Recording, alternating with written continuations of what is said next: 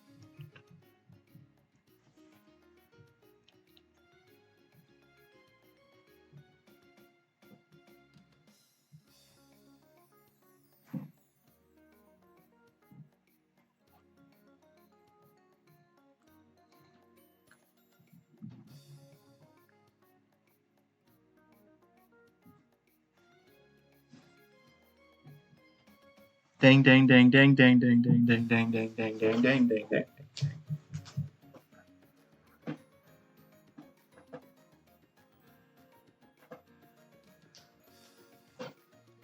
How on earth are you supposed to approach a problem like this anyways?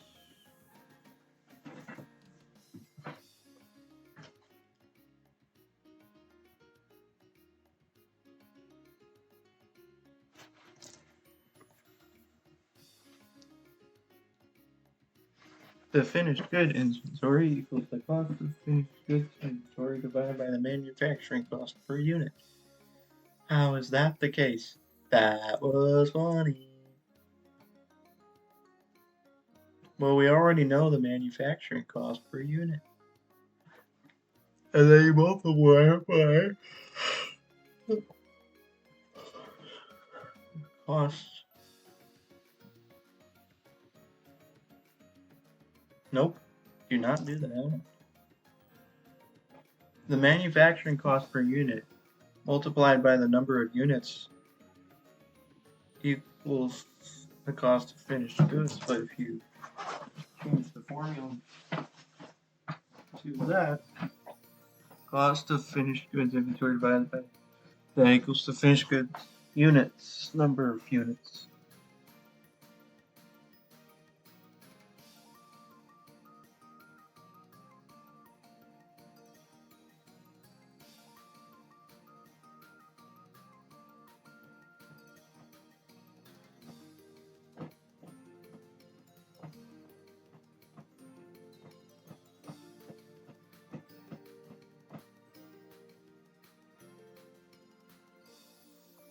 The the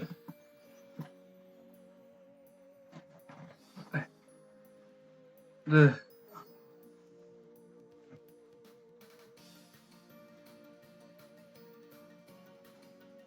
mm, mm, mm, mm, mm.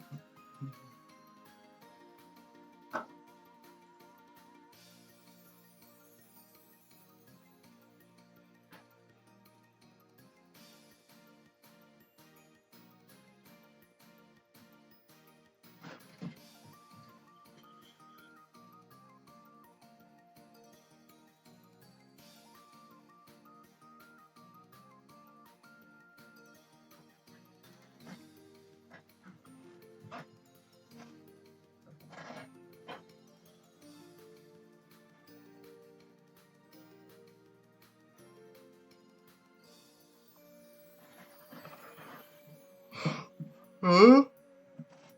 Huh?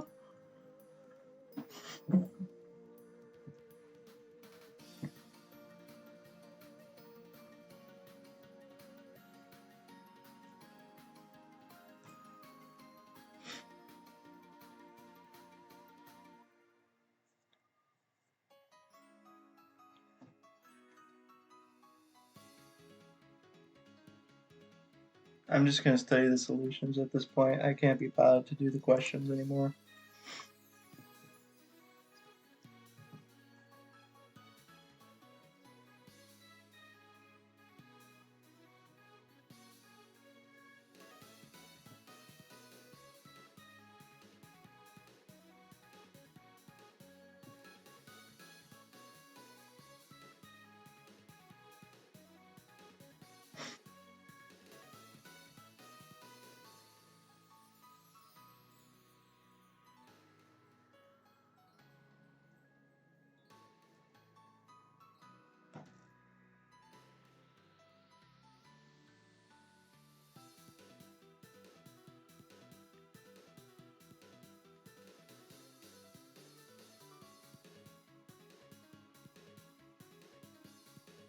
What the heck?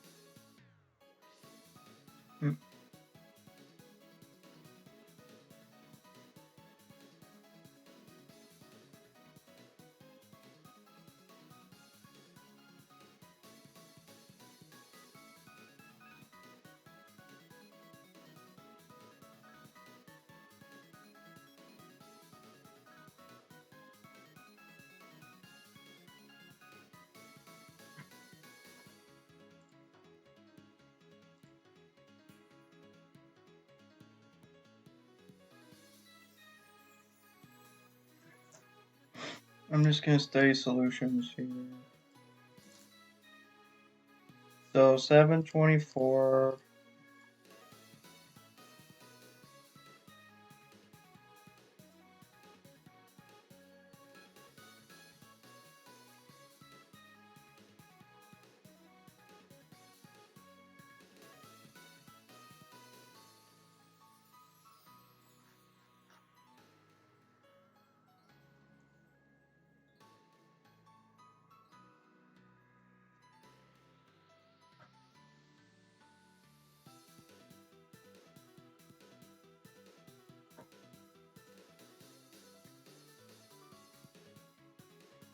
Did you even show the solution? You just showed the journal entries, you didn't show the solution. Huh. There was only one calculation in the whole thing.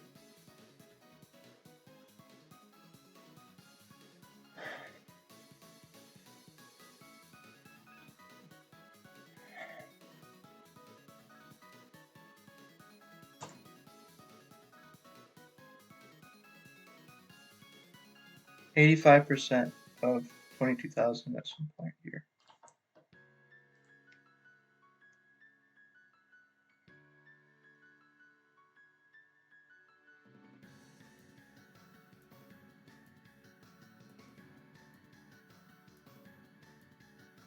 Oh, actually, it's just record journal entries. It's not too hard. I think I should be able to do that. Okay, purchasing materials is pretty clear. Issuing them to the production department is pretty easy. Purchased the materials, issued supplies from the materials inventory. So you do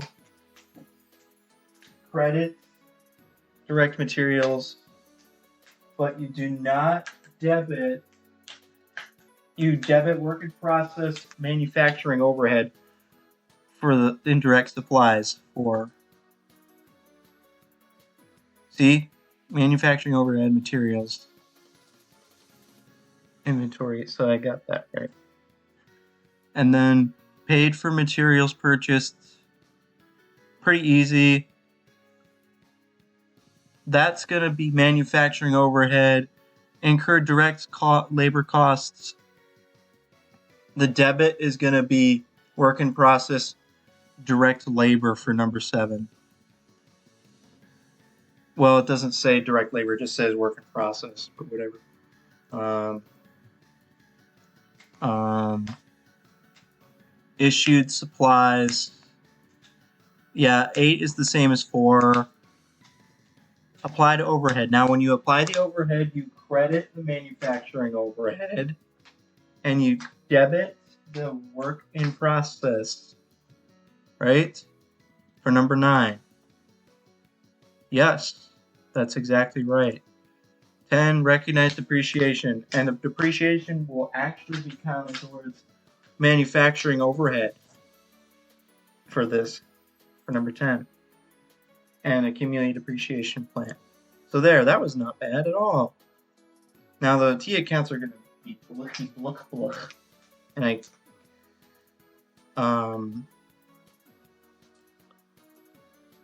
going to suck that he omitted requirement B apparently for this question. I don't know why. Why did he omit B from this? That's kind of weird.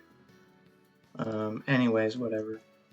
724, 727.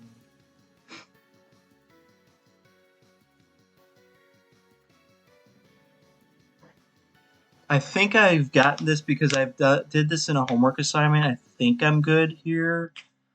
I think I'm okay.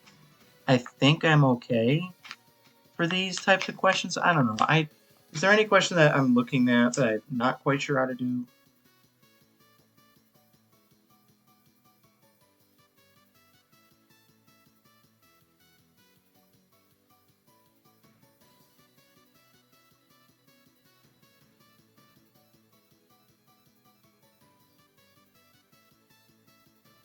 I think I probably am okay, going to be okay on this test.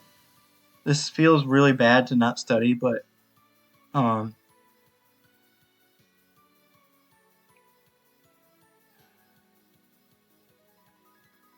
I'm feeling kind of like I might be okay on this.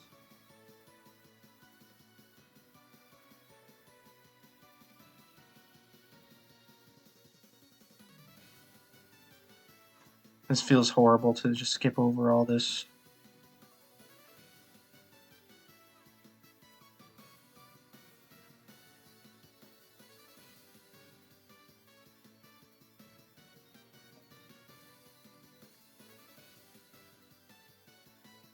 Let's just look at the PowerPoint for a second and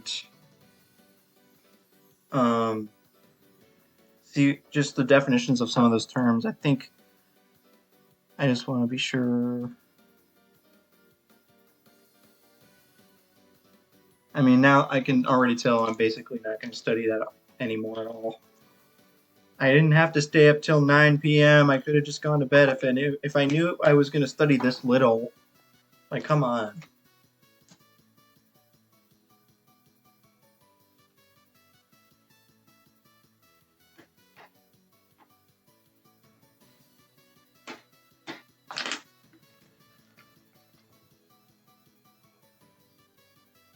Where's chapter 7?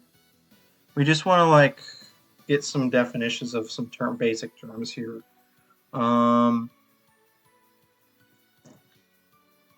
you know what?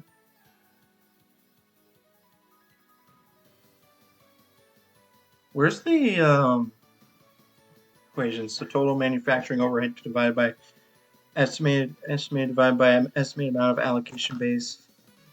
That's the rate, and then the overhead applied equals the rate times the actual activity. I mean, that's pretty much it. Like, in terms of the definitions, I think those might actually be in chapter 2. So I think I know how to do the proration approach for this thing.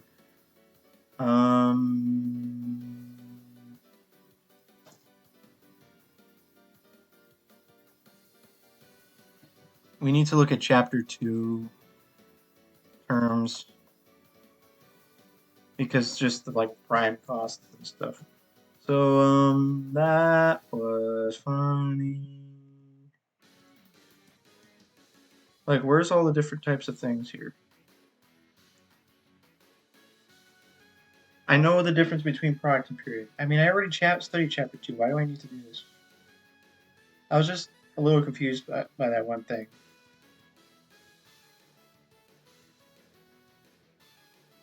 Conversion, prime is direct material and direct labor. Conversion is direct labor plus manufacturing overhead. And the manufacturing overhead does not have to be variable. It can just be any old manufacturing overhead. So, right? Like, conversion cost includes the fixed cost.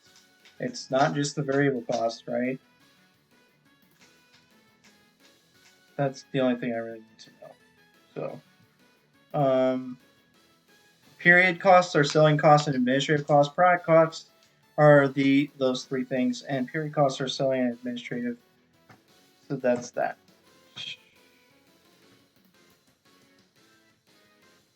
Boy, boy, boy, oh boy, oh boy. That was funny. I think we're good to go here. Yeah, this is like really risky.